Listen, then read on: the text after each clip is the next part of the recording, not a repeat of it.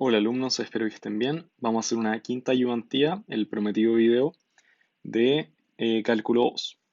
En esta ayudantía la idea es revisar un poco los temas de diferenciabilidad y continuidad multivariable y nos vamos a estar centrando en funciones de R2 a R.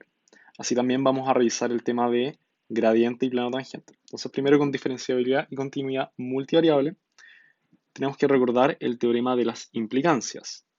En este estábamos revisando que si una función es diferenciable en un punto, entonces es continua en ese punto y también entonces sus derivadas parciales existen en ese punto. Pero no porque sea diferenciable va a tener sus derivadas parciales continuas en ese punto. No funciona así. Siempre vamos desde izquierda a derecha con los entonces. Entonces un poco lo que dice acá. Si la función es diferenciable en ese punto, es continua y sus derivadas parciales existen. Las flechas no se pueden devolver, es decir, si es diferenciable, no implica que sea con derivadas parciales continuas en ese punto. Lo que sí se puede hacer es utilizar la contraposición lógica. Eso quiere decir que si nosotros decimos que no es diferenciable, entonces no son continuas. Eso sí se puede hacer, devolverse. De la misma forma, por ejemplo, si la función no es continua, entonces no es diferenciable. Pero uno no puede decir que porque es continua, entonces es diferenciable. No funciona así. Tampoco uno puede poner flechas imaginarias acá. Uno no puede decir que porque es continua, entonces sus derivadas parciales existen, ni viceversa. Siempre apegarse a las flechas que existen y las flechas que existen se pueden devolver solo si se utiliza contraposición lógica. Entonces este teorema va a ser muy útil para muchas aplicaciones y nos va a ahorrar cálculos. Es como para poder tomar atajos. Entonces hay que tenerlo bien presente y saber usarlo. Con respecto al gradiente y plano tangente, ¿qué es el gradiente? El gradiente en términos simples es el jacobiano de la función transpuesto y se entiende como la primera derivada de una función multivariable. Y vamos a decir que se entiende como la primera derivada en el sentido de sus aplicaciones que tiene. No es que específicamente sea la primera derivada de una función multivariable, porque en funciones multivariables vamos a hablar de derivadas parciales. Pero vamos a entenderlo por las aplicaciones. Entonces, aquí tengo un ejemplo, dos ejemplos, un caso genérico de una función de R2 a R, donde n es igual a 2, hay que recordar eso, y m es igual a 1. Acuérdense que cuando m es igual a 1, entonces es campo escalar. Y en estos casos, el jacobiano siempre tiene una sola fila, porque el jacobiano va a ser una matriz de dimensiones m por n. Entonces, se pesca el jacobiano, que contiene a las derivadas parciales de la función, de f de x y de f de y, sus dos variables de entrada, y se transpone. Y se obtiene un vector con las derivadas parciales. Y este es el vector gradiente, que va a tener dimensiones de n por m. En este caso, de 2 por 1. Aquí tengo un caso de una función de R3 a R, es un caso análogo, que tiene variables de entrada x y z. Es decir, x cuadrado más y cúbico, más y cúbico, más y al cubo, más z a la cuarta. Esta función la inventé. Y el jacobiano se saca de la siguiente manera. Se toman en cada columna, en este caso, las derivadas parciales. Entonces, deriva parcial con respecto a x sería 2x. Aquí sería 3y cuadrado y acá 4z al cubo. ¿Está bien? Está bien. Entonces, de dimensiones, tiene tres variables de entrada y es un campo escalar.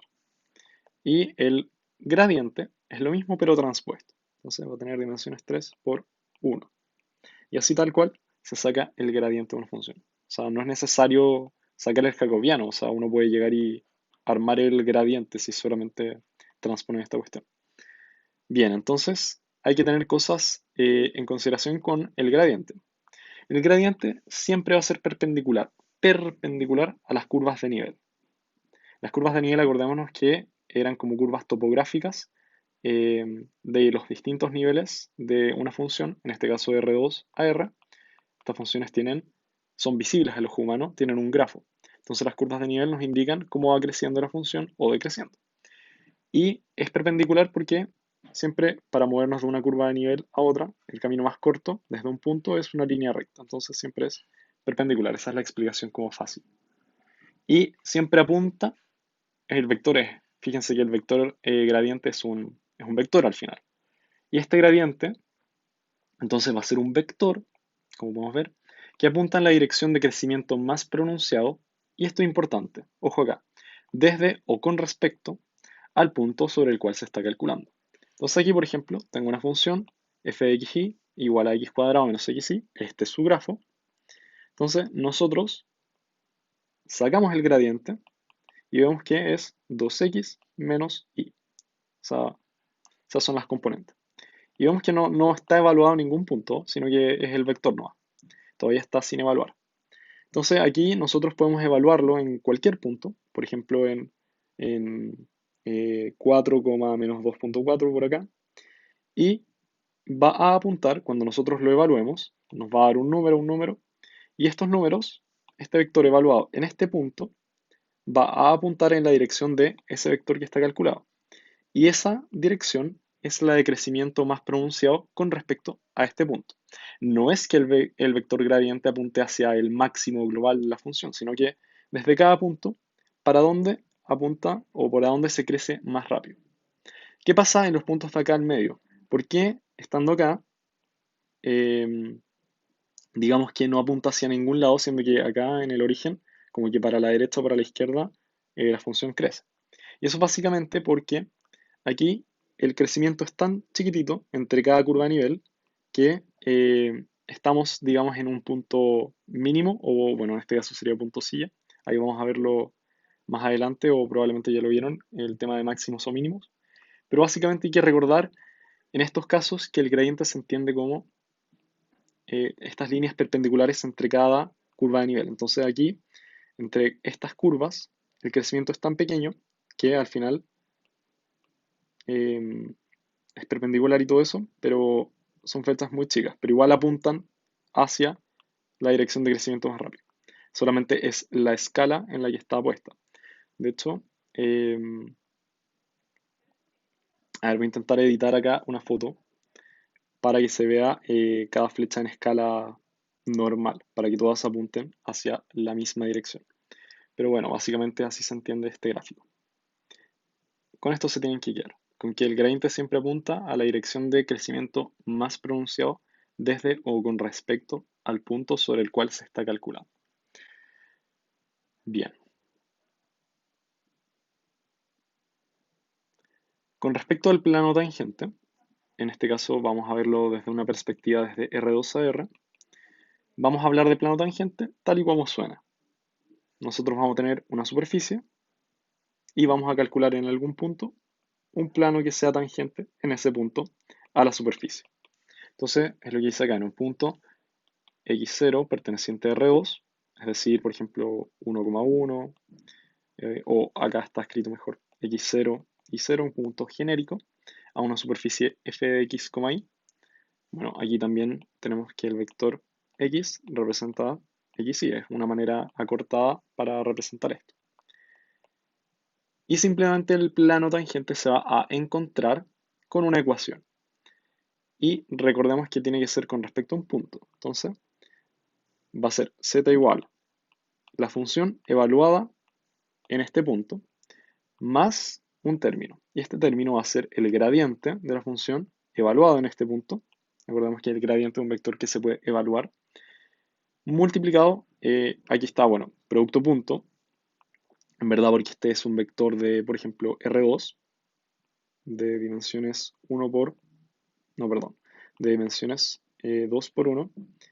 Y esto aquí simplemente es la diferencia entre el vector x, que es x, y, y el punto, x0 y 0, o sea, aquí está, y vemos que también es de 2 por 1. Entonces, para multiplicar estas cosas hay que hacer producto punto, eso básicamente.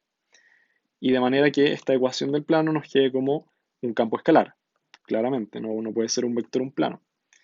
Y recordemos que las ecuaciones del plano, un plano cualquiera, siempre tiene forma z igual a ax más bi más c, por ejemplo. O incluso acá puede tener, no sé, otra constante. Siempre tiene esa forma de algunas constantes, un número multiplicado por las variables. Y ninguna de las variables está al cuadrado ni tiene cosas raras, sino que son todos términos a la primera, digamos. Esa es una ecuación del plano, esto es de álgebra lineal. Pero básicamente eso con respecto a plano tangente. Ahora vamos con los ejercicios y cualquier duda, escríbanla en los comentarios. Ya, estoy muy enojado porque nadie me dijo nada. Bueno, en verdad, cosa mía, pero aquí esta función está mal derivada, o sea, estaba mal derivada, salía menos 2, 2x y menos y, o sea, nada que ver.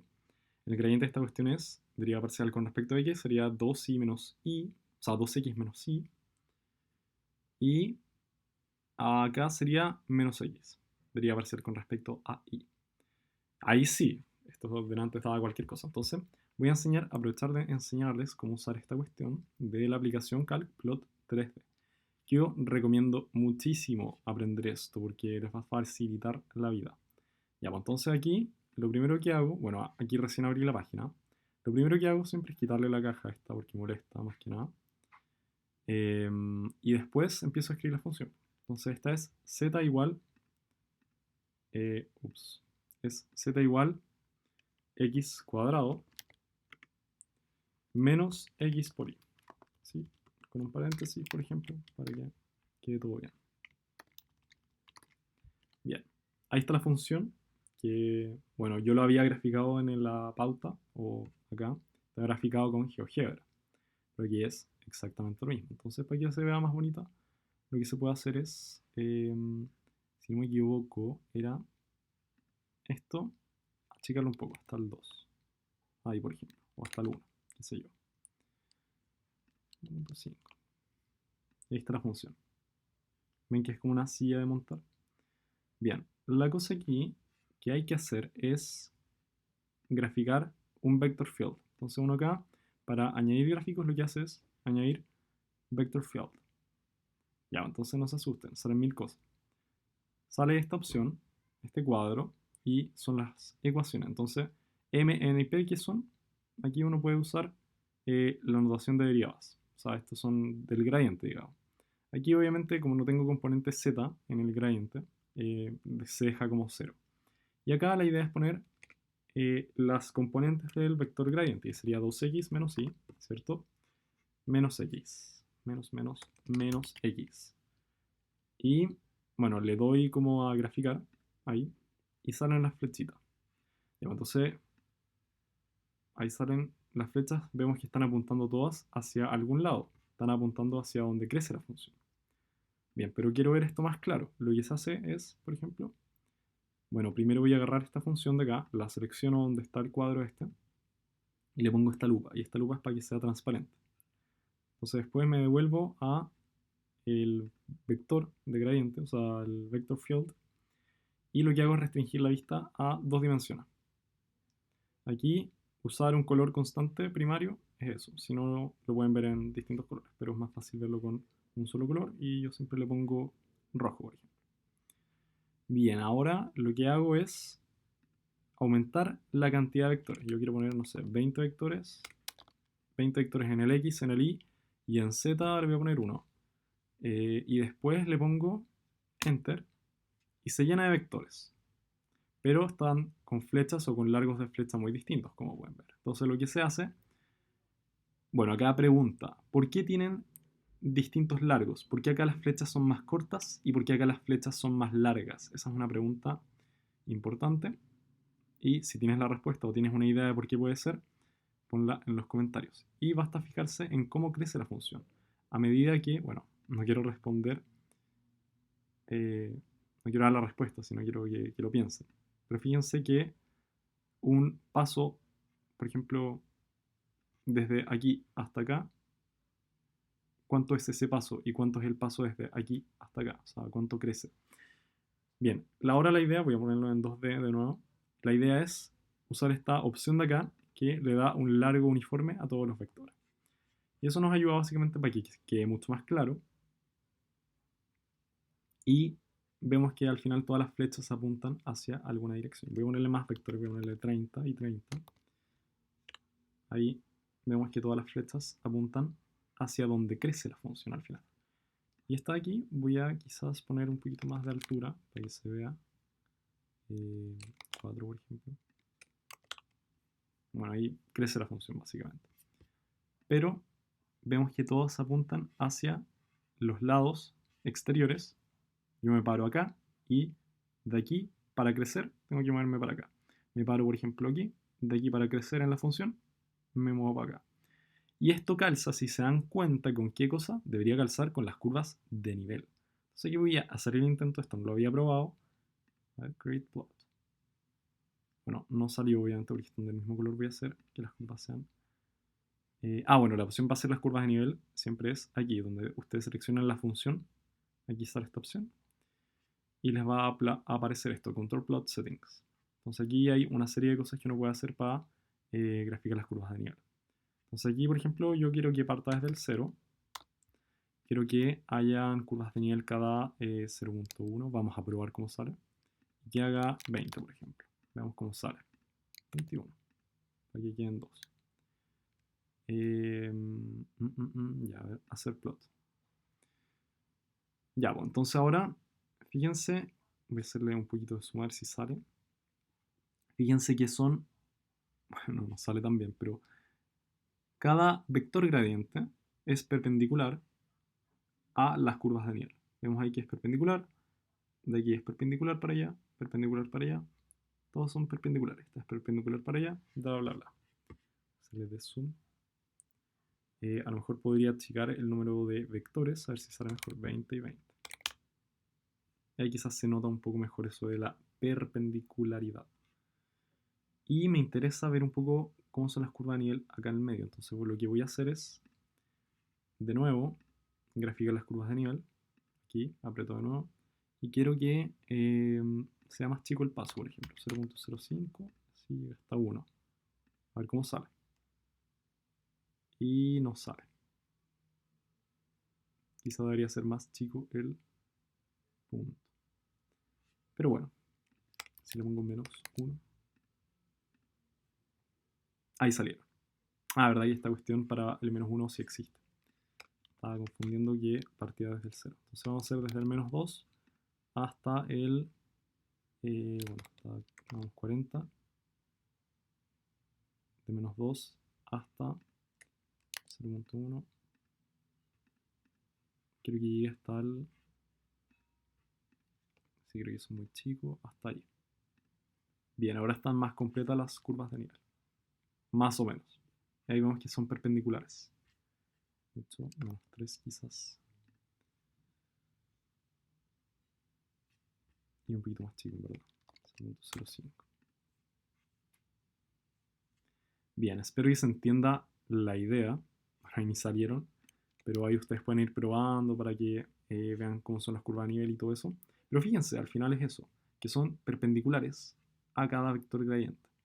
¿Y por qué son perpendiculares? Porque esta era la explicación. Yo me paro acá, en este punto, justo aquí, donde está el mouse, y ¿para dónde me tengo que mover para que aumente más rápidamente? Si las curvas de nivel, fíjense, este es de 0. Menos 0.15 a menos 0.1, o sea, para esta curva de nivel, la siguiente más arriba es esta. Para moverme más rápidamente desde este punto, la forma más rápida de hacerlo es perpendicularmente hacia allá. Y así con cada punto sobre cada curva de nivel. Al final, para moverme más rápidamente desde este punto, donde está el mouse, hacia la siguiente curva de nivel, la dirección más rápida es en línea recta. Aquí obviamente no se aprecia tanto, pero si consideramos las curvas de nivel infinitesimalmente, eso es lo que pasa. Bien, quedó un poco largo el video, pero espero que aprovechen estas herramientas. Voy a cerrar esto.